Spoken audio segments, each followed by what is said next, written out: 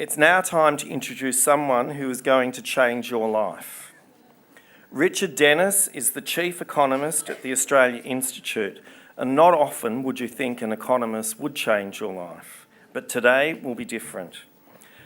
The Australia Institute is a progressive think tank that conducts research on a broad range of economic, social and environmental issues in order to contribute to public debate and bring greater accountability to the democratic process.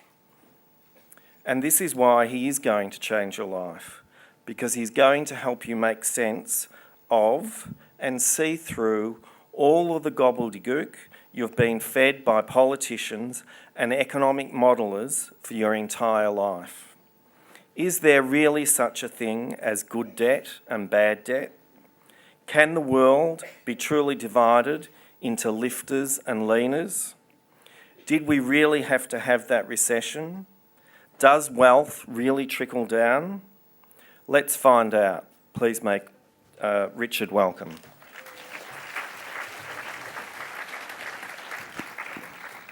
Well, thank you very much, Dennis, but I do like to keep people's expectations low, and as an economist, that's not hard usually, but let's see if I can change your life in some small way.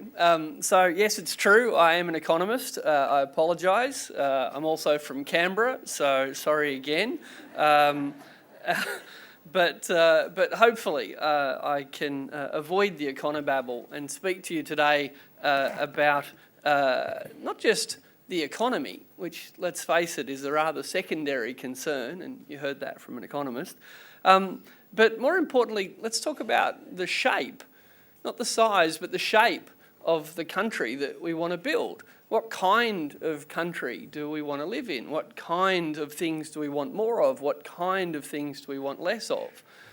Because those questions are interesting questions that typically people feel not just able, but eager to participate in. But rather than ask citizens, whether it's in opinion polls or each 3 years at an election, rather than ask citizens, well, what is it you want? What is it you want for your country? What is it you want for your kids? How might we pursue that? For reasons that I don't quite understand and perhaps we'll interrogate in question time, we've actually replaced that fascinating democratic conversation about what shape you want your country to be with a rather banal, rather anodyne, and I would suggest deliberately tedious conversation about the best way to maximise the rate of GDP growth. Because most people don't actually know what that means. Now, I'm not talking about you, I know you're smart, but the person sitting next to you worries me. That's right, I don't trust them at all. And that is the Econo Babbler's trick. It's to silence large numbers of people by making everybody feel that everybody else understands something that they themselves do not. So let me start with a definition. For me, Econo Babble is the use of economic jargon with intent. Jargon is fine. Jargon is what people who have a shared interest, a shared passion develop to speed up a conversation between fellow football fans or fellow Game of Thrones fans or fellow medical practitioners. Jargon used between consenting adults is a way to speed a conversation up. But for me, Econo Babble is jargon with intent. The purpose of the jargon is not to speed a conversation up, but to shut one down. The purpose of the jargon is to keep most people out of important debates about what do we, as citizens of one of the richest countries in the world, at the richest point in world history, what is it that we would like to do with this incredible wealth? And indeed, perhaps even ask the question, how come, as one of the richest countries the world has ever seen, we feel poor? Because that's a pretty good trick. That's a pretty good trick. Now, I'm not saying there aren't poor people in Australia. I'm saying that on average, the income of Australians dwarfs that of nearly everybody in the world. And that on average, the income in Australia dwarfs that of an Australian 40 years ago. But do we feel richer than we felt 40 years ago? Or now do we find it hard to fund the simple public services that 40 years ago we found it easy to provide? That's a pretty good trick to make that many people feel that stressed and that poor that we don't even ask ourselves how it came to be. So Econo Babble is not just the use of economic jargon, which is fine, I can jargon all day, but I wouldn't jargon at someone that had no idea what the shorthand meant. Now, economists didn't invent this trick. Catholic priests preached to the working class in Latin for centuries. It wasn't to help. It wasn't to help open up a debate about ethics or morality or anything else. It was designed to make sure that the bloke, and it was a bloke up on the podium, did a good job of making everybody else stay in their place. But democracy is different from that. Our political leaders need your vote. Our political leaders need your support. Yet, were you to tune into Q&A, a task I spare myself, you would hear every week elected politicians, brackets, almost none of whom are economists, speaking to an audience, brackets, nearly all of whom are not economists, speaking to each other in the strangest language, a language that neither speaker nor listener speaks, and that is Econo Babble. But this is not an accident. It's not an accident, because were the questioner to stand up and say, well, my son's disabled and I can't believe that in a country like Australia we can't provide better quality care for him, and I can't believe that 5 years ago they actually were getting better care. Why is that, Minister? Well, you know, we live in these straitened times, and certainly because of the liquidity constraints that followed the global financial crisis, what we've all seen, not just in Australia but globally, is the tightening in the capacity of the federal government. What he meant to say was, it's not a priority. We don't want to. We're spending money on other things. Or we think cutting taxes and having less revenue is more important than looking after your son. That's it. There's nothing more to it than that. We can spend $50 billion to build 12 new submarines to replace the 6 we haven't used yet. And you've never heard about the funding spending gap. But, the NDIS, yes, it's blown out and there's a funding gap. Well, have you ever heard of a defence procurement project that didn't blow out? It's okay, we're a democracy. We don't have to spend money on disabled people. We don't have to spend money on domestic violence shelters for women. We don't have to spend money on looking after kids from disadvantaged backgrounds and making sure they have a good education. There's no constitutional requirement to do any of those things. But if we wanted to, we would collect the revenue that we wanted and we would spend it on those things. And if we don't want to, then we should look ourselves in the face and say we don't want to. We had a budget less than a month ago, and not many people watch because, budget's economics-y stuff, blah, blah, blah. You know what I call budget night? Who gets the $400 billion? That's what happens on budget night. Because every year the Commonwealth Government spends $400 billion on stuff. Did you get the stuff you wanted? Well, you should have watched the budget. And then you could see who did get the stuff. Because someone's getting the stuff. We're one of the richest countries in the world. There's plenty of stuff. There's plenty of money. There's just not enough money for you. And I blame the person sitting next to you. Right? Because the money doesn't get flushed down the toilet.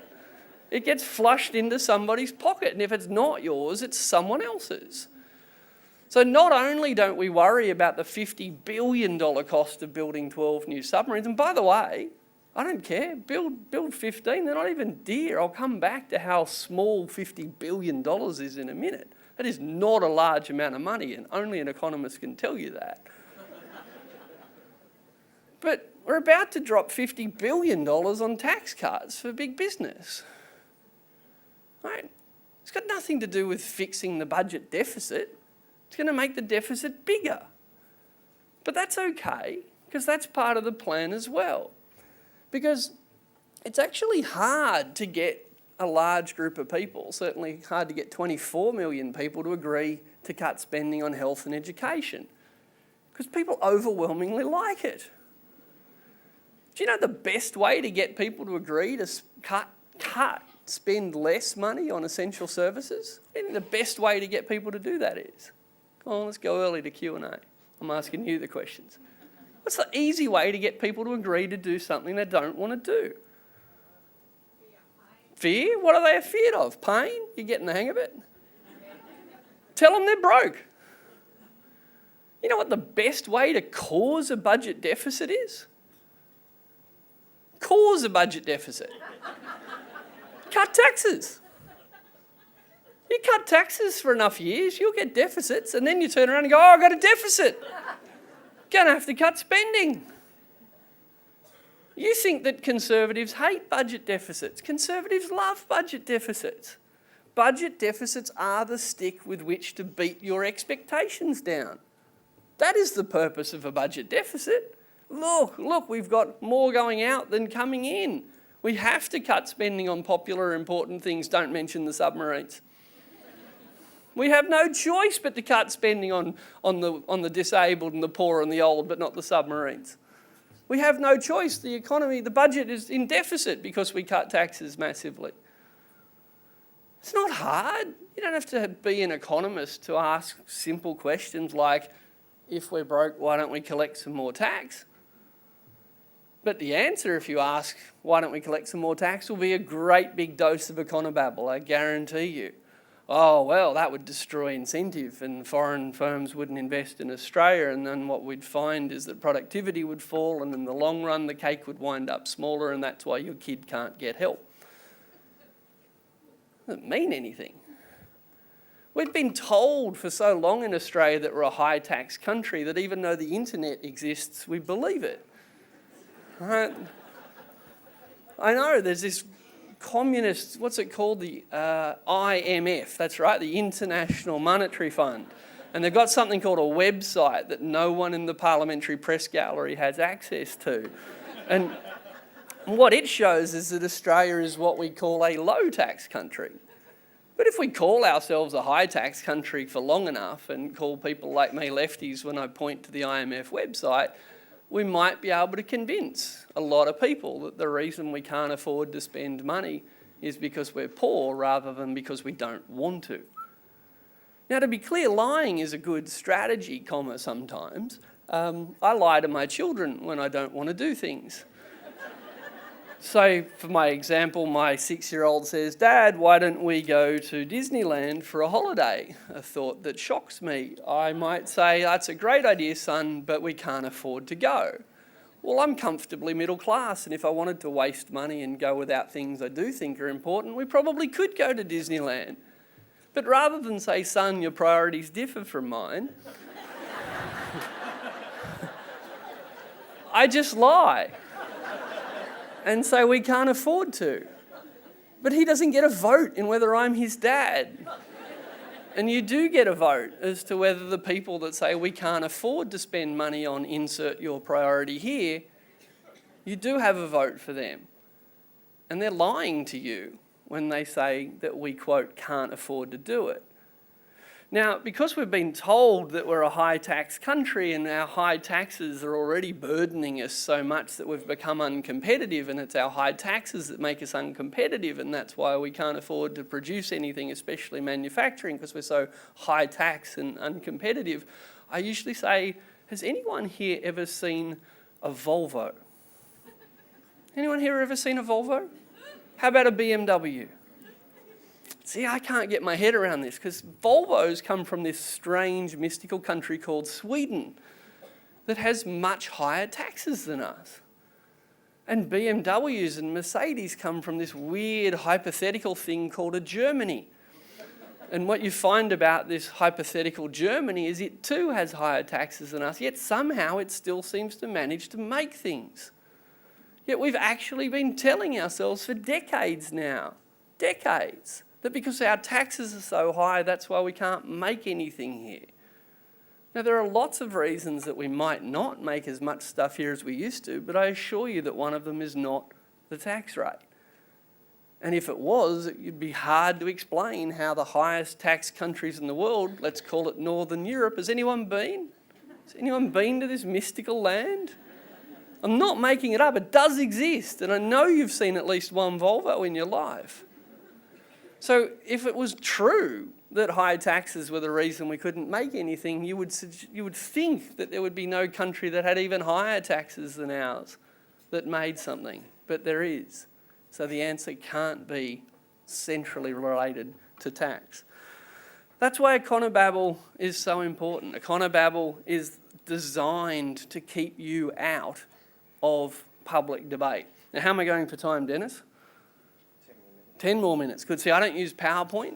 I think power corrupts and PowerPoint corrupts absolutely, which allows me to always finish on time. So at some point, Dennis will say, Richard, it's time to stop. And I'll say, well, that's exactly where I was. I was just about to wrap up. So you keep that in mind. So how is it? How has it come to be that here we are, some of the richest people in the world are feeling so poor and believe things like the reason that the manufacturing industry left Australia was tax rates, even though the manufacturing industry is thriving in countries with much higher tax rates than ours? How could this be? Well, central to it, as I said at the intro, is the way that we've actually stripped away simple questions about what kind of country we'd like to have, what we'd like to have more of, what we'd like to have less of, and then judge politicians by their ability to deliver those things for us. We've actually replaced that whole fascinating, important, and usually interesting democratic conversation with a boring conversation about Econo Babble and statistics that almost no one understands. So I know, again, that you're probably right across this, but put up your hand if you're worried that no one else in the room actually knows what the Hung Seng or the Nikai Dao really is. Put up your hand if you're worried about other people. Oh no, okay, most people think everyone else is pretty smart in here, okay. Well, you can tune into the news each night and learn about what happened to the markets. We'll come back to the markets in a second. But you can tune in there at 5 o'clock, 6 o'clock on the news, there it is.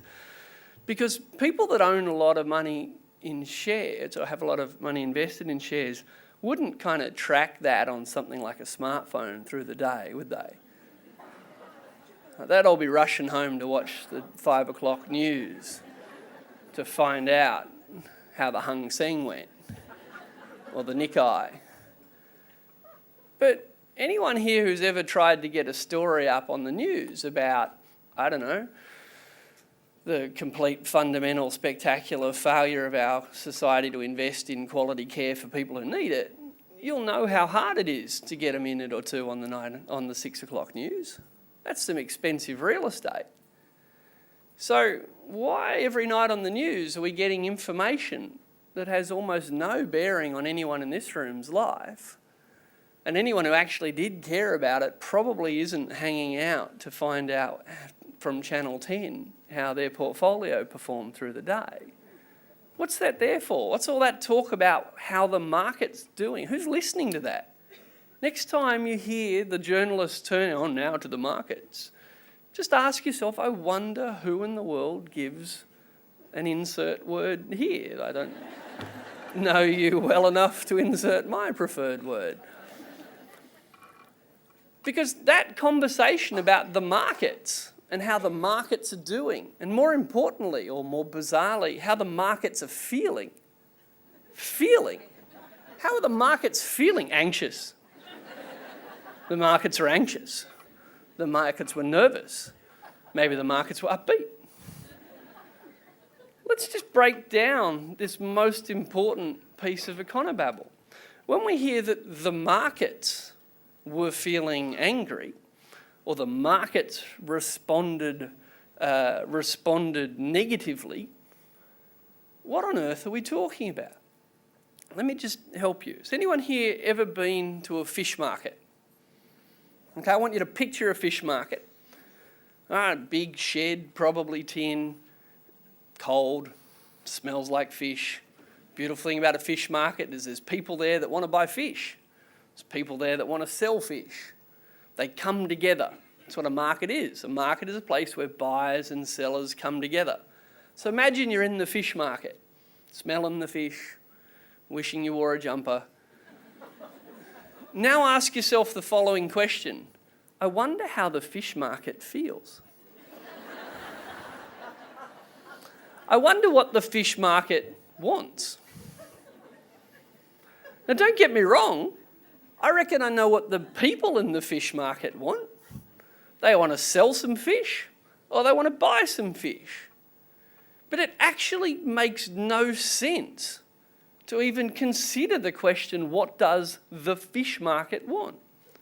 Well, now I want you to pull the word fish out and insert the word share. And let's ask ourselves, what does the share market want? Or lower taxes, lower wages, wants the government to cut spending. Does it? Can I talk to the share market? Where would I find him or her? Does he or she type out his feelings? Where exactly does the share market make their feelings known? Oh, through rich people who own a lot of shares. What's a fish market? A place where people buy and sell fish. What's a share market? A place where people who buy and sell shares.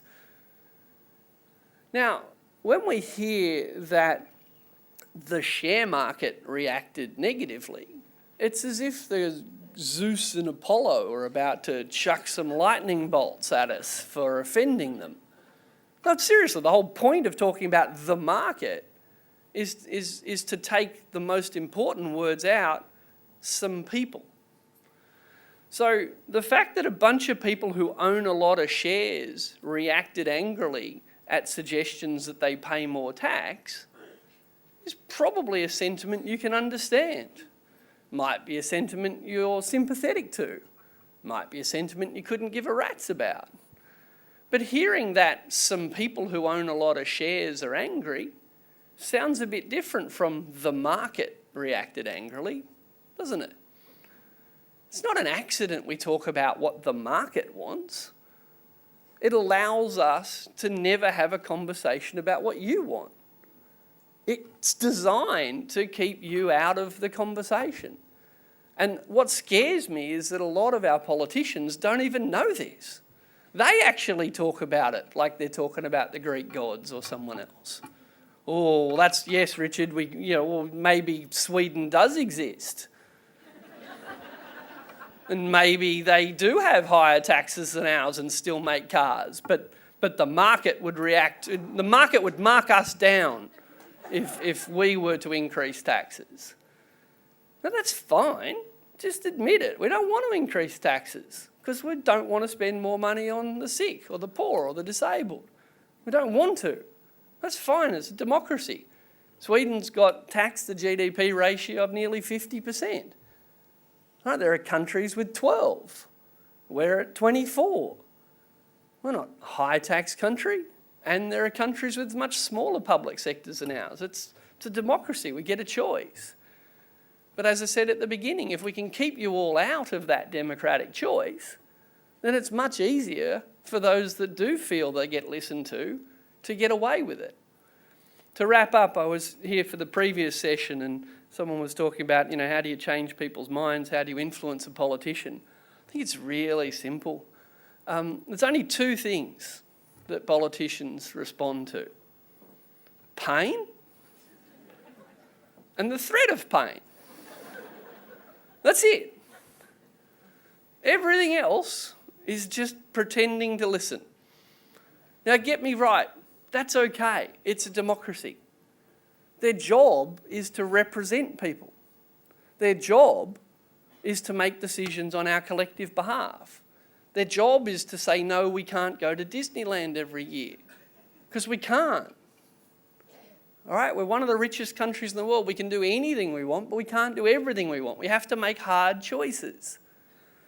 And if some groups in the community are really, really good at making a lot of noise and complaining and switching their votes every time they don't get heard, and there's another group in the community that are really, really good at kind of going, oh, it's terrible, isn't it? I know, but there's no point and there's nothing we can do about it. Well, if you were a politician, who would you respond to? People often tell me, they say, oh, there's no point writing a letter to a politician or going to see them. I'm like, oh, why not? Oh, they never listen. Oh, what do you say? They usually say something like, well, I say, oh, I hate you and I've always hated you and you're crap, and after that thing you did yesterday, I hate you even more. I say, well, there's one approach. Try this one. Why not go and talk to them and start with, I love you. You're great. I've always voted for you, so does my whole family. But on this one issue, you lost me. If you don't change your mind, I'm going to have to change my vote. You'll get another meeting. It's a politician's job to listen to people who don't just say, I hate you, I wish the world was different. It's their job to change their mind before you change your vote. That's actually how democracy works. So to conclude, you're not all going to get everything you want. In fact, I reckon the people on this side of the room probably don't even agree with half of the people on this side of the room about what the priority should be. But it's the job of a politician, and it's a job of a government, to actually cobble together the best we think we can come up with. And the reason that we find it so hard to come up with anything any good in Australia anymore is because for so long we've been told that it's just not on the menu to go and collect more resources so that we can spend more money. It is on the menu. Whether we choose it or not is a democratic thing. But there's no way you're going to have Sweden's level of health and education on Taiwan's tax rates. Okay, that does not add up. That's not Econo Babble, that's just honesty, that's just priorities. But if, and it's a big if, we were willing to collect about the average amount of tax collected by OECD countries, then I reckon we could spend enough money to make nearly everyone in this room think that their organisation could do a better job of helping people who really need it. Thank you very much.